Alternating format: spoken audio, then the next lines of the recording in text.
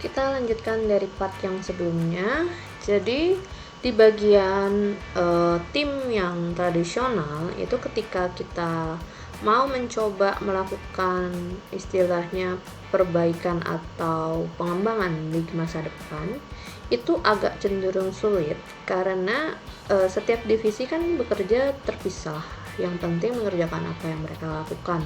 Mereka tidak tahu satu sama lain akan ada hal apa gitu ya yang mereka kerjakan. Jadi agak sulit untuk melakukan mix and match kan ke setiap divisi. Lalu kalau keuntungannya jadi lebih fokus gitu. Memang mereka jadi punya kespesialisasian masing-masing seperti itu. Untuk jenis yang kedua, a champion. Jadinya di sini yang biasanya menjadi orang penentu yang melakukan istilah PIC-nya lah ya. Person in charge-nya adalah bagian manajer produk. Jadi dia akan mencoba membuat sistem pengembangan produk gitu ya. Dia mencoba disesuaikan dengan masukan dari segala pihak gitu misalnya ya. Dari organisasi inginnya kayak gimana, nah dia yang merancangnya. Lalu terkait pendekatan yang ketiga yaitu whole organization, ini dilakukan di Jepang.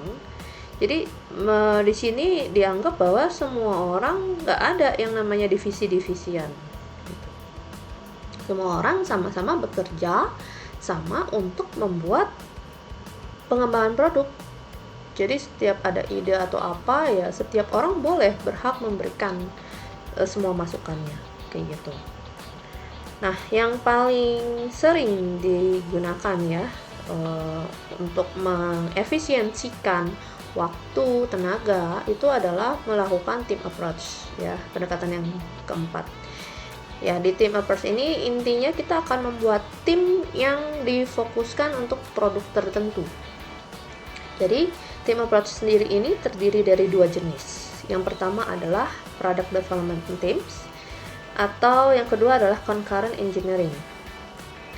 Dalam product development teams ini tim yang sudah dibentuk ini harus memikirkan terkait semacam ya konteks pemasarannya untuk produknya gitu ya.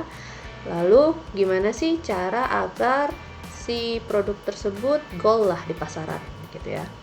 Nah, jadi lebih banyak tenaga ahlinya lebih ke pihak-pihak pemasaran kalau misalnya kita bisa bilang gitu ya. Atau pihak operasi tetapi fokusnya terhadap pemasaran. Nah, yang concurrent engineering ini nama lainnya adalah cross functional teams. Jadi kita setiap orang kan punya kayak tadi ya tradisional, tiap divisi pasti punya istilahnya keterampilan yang berbeda-beda. Nah, di sini kita akan mencoba meminta setiap perwakilan ya yang punya keterampilan yang berbeda-beda dari setiap fungsi kerja gitu ya. Nah, kayak divisi ini nggak ngomong divisi ya, pokoknya kayak misalnya divisi A kita ambil si B, divisi C kita ambil si D, kayak gitu misalnya kita comot-comot orangnya. Kemudian setiap perwakilan ini yang akan bekerja sama untuk membuat si pengembangan produk ini. Jadi ini lebih kaya lah istilahnya karena setiap keterampilan ada di situ. Gitu. Nah, terkait manufacturability dan value engineering, sebenarnya ini adalah satu kesatuan ya, dimana kita akan membuat aktivitas untuk meningkatkan desain produk yang kita miliki. Otomatis ini juga meningkatkan produksi kita dan memudahkan maintenance atau pemeliharaan serta penggunaan dari produk yang kita buat. Misalnya kayak gambar yang tampak di depan ini gitu ya. Ada 3 gambar, sebenarnya ini adalah barang yang sama. Barang yang sama cuman kita melakukan inovasi, dari 1 kita ubah jadi 2, dari 2 kita ubah jadi 3. Kalau kalian lihat di sini ya, barang pertama dengan berbagai macam kekompleksitasan yang dimiliki, dia itu dirancang dengan kita udah menghitung biaya penjualannya, misalnya biaya untuk produknya sendiri misalnya $350 misalnya untuk satu item. Lalu yang kedua, kita memikirkan gimana ya biar nggak gitu kompleks gitu loh. Jadi gimana cara menurunkan biaya tapi barang ini tetap kuat gitu. Kalau ini kan kalian memikir, oh kayaknya kalau pakai baut dan mur ini nanti dia gampang lepas deh. Gimana kalau kita misalnya pakai yang sekrup kecil tapi yang pakem, misalnya di tengah, misalnya kayak gitu. Ya kan? Kenapa bisa biayanya berkurang gitu ya?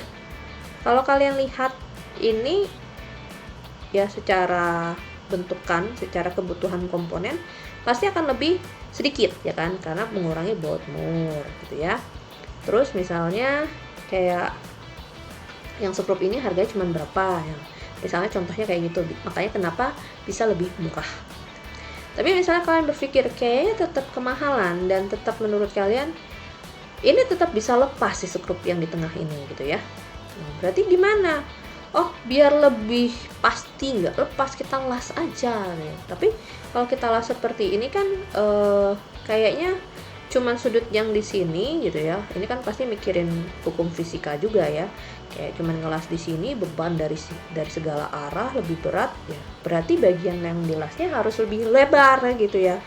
Oh berarti kita harus coba bikin desain yang baru, gimana kita ngelasnya lebih lebar tapi fungsi produk atau bentukannya tetap akan ya sama gitu ya, soalnya dia bentuk bikin yang ketiga gitu ya. Oh ternyata dengan desain produk ini bisa lebih murah karena dari segi kita cuma butuh orang buat ngelas gitu ya, terus bahannya juga lebih mudah dibuat gitu kan, karena misalnya yang sebelumnya ada bentuk kotak lah, segitiga atau apa misalnya kayak gitu ya, ini tuh cuma lurus, cuma ngesesuai jiplak gini doang ya, udah berarti harganya jadi lebih murah. Nah, perubahan dari nomor 1, kedua, lalu ketiga ini yang kita sebut sebagai aktivitas manufacturability dan value engineering. Ya, apa sih keuntungannya gitu ya? Pertama, mengurangi kompleksitas produk ya. Kalian lihat dari 1 ke 3 itu udah jelas beda. Ya. Yang tadinya kok kayaknya harus dikasih inilah itulah gitu ya. Yang ketiga cuma pakai las doang selesai. Lalu pengurangan dampak lingkungan ya. Semakin sedikit jenis proses yang dilakukan, berarti kan scrap atau materi sisa yang akan dibuang itu kan akhirnya semakin kecil, sehingga dampak limbah pun berkurang. Lalu standarisasi tambahan komponen ya, jadi kita standarkan bentuknya dari yang 1 menjadi yang ketiga dengan penambahan yang kita butuhkan seperti apa disesuaikan ya. Dan lebih mudah jadinya kalau udah standar ya, orang akan melakukan nggak 1 lagi, jadi sekarang produksinya 3 terus. Lalu peningkatan aspek fungsional dari produk ya, yang tadi saya bilang, takut nih yang 1 nanti gampang lepas, yang ketiga dijamin nggak lepas misalnya kayak gitu, tetap berfungsi dengan bagus gitu kan, tapi lebih awet gitu. Yang kelima, peningkatan desain pekerjaan dan keamanan kerja gitu ya. Keamanan tuh dalam arti apa? Oh ini kan kalau misalnya kita mau bolongin gitu ya, kan ngedrill. Kalau ngedrill kan berarti nanti takut scrap atau material yang kedrill itu loncat-loncat kemana-mana, bisa kena mata lah apa, misal contoh kayak gitu. Kalian kan cuma ngelas gitu, dan pakai paling harus hati-hati ketika ngelas, tapi nggak ada masalah terkait nanti ketancap bahan baku apalah misalnya kayak gitu ya, itu contoh. Lalu peningkatan perawatan dari produk ya. Untuk merawat produk 1, 2, dan 3 otomatis lebih gampang 3 gitu ya. Karena 1 kita nggak usah mikirin nanti ini karatan lah apa nggak skrupnya gitu, nanti skrupnya lepas lah atau apa gitu kan. Yang penting ya udah kita bersihin bagian pinggir-pinggir, udah selesai gitu ya. Lalu kita menciptakan desain yang lebih kuat dibanding yang sebelumnya ya. Jadi meskipun semakin meminimalkan biaya, tetap harus meningkatkan kualitas dari produk. Nah, teknologi untuk desain produk itu ada 7 ya di buku kalian. Pertama, robust design. Maksudnya robust design itu apa? Kita mencoba membuat material yang sebenarnya menurut kalian tadinya, oh ini tiap produk harus beda-beda karena mungkin kebutuhannya berbeda gitu misalnya. Tapi ternyata sebenarnya tidak gitu. Misalnya kayak handphone. Handphone itu kan sebenarnya setiap handphone pasti butuh yang namanya tempat buat SIM card, ya kan gitu. Nah, kalau kalian lihat kan sebenarnya tempat SIM card ya gitu-gitu gitu kan. Kalian mau coba, kayaknya saya bikinnya yang gede aja ya. Misalkan sekarang SIM kan bisa tuh yang dipotong jadi mini, mikro gitu ya. Tapi sebenarnya kalau kalian bikin yang makro sekalipun, yang gede sekalipun, sebenarnya masih bisa karena provider tetap menyediakan sebenarnya gitu kan. Nah, misalnya contohnya kayak gitu, ya udah saya bikin aja tempat buat SIM-nya itu sama ya, tetap gede aja gitu. Cuman mungkin gitu ya, mungkin nanti untuk produk-produk jenis tertentu gitu ya. Jadi nggak cuman kayak setiap produk tempat SIM-nya akan beda-beda buat saya, enggak gitu. Itu salah satu contoh robust design. Jadi kita mencoba menyederhanakan pola pikir kita sehingga material atau si barang itu bisa kita gunakan untuk semua lini. Hal ini dapat mengurangi biaya produksi otomatis gitu kan. Jadi kalian nggak perlu ngeluarin biaya lagi kalau mau bikin jenis yang berikutnya gitu ya, pakai spare part yang udah ada kan. Balik lagi, kalau kalian bikin misalnya barang A gitu ya dengan jumlah hanya 50 versus dengan jumlah 1000 gitu ya, otomatis biaya per unit produk akan lebih murah kalian untuk 1000 produk seperti itu ya, 1000 unit. Lalu berikutnya untuk modular design, maksudnya apa? Kita mencoba merancang barang yang sebenarnya bisa kita mix and match kan dengan produk lain gitu.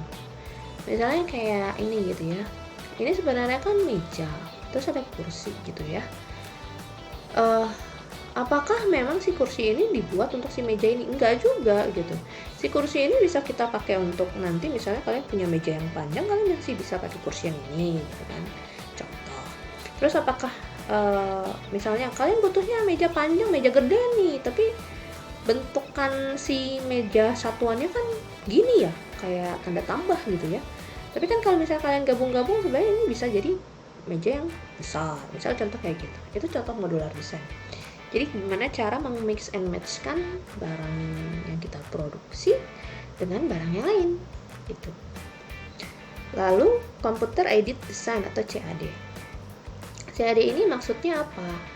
Jadi kita mencoba mendesain produk, kalau sebelumnya kan manual ya, kita gambar, habis kita gambar nanti ya istilahnya kalau kita gambar kan bentukannya ya maksimal 3D-nya pun ya 3D ala gambar gitu ya, bukan ala kita nggak bisa putar-putar barangnya secara virtual gitu ya. Nah kan kalau sekarang semakin teknologi semakin canggih, ada alat yang bisa kita gunakan. Jadi misalnya kita udah gambar tuh ya dari yang 2D ya, terus kita mencoba yang menjadi 3D gitu ya.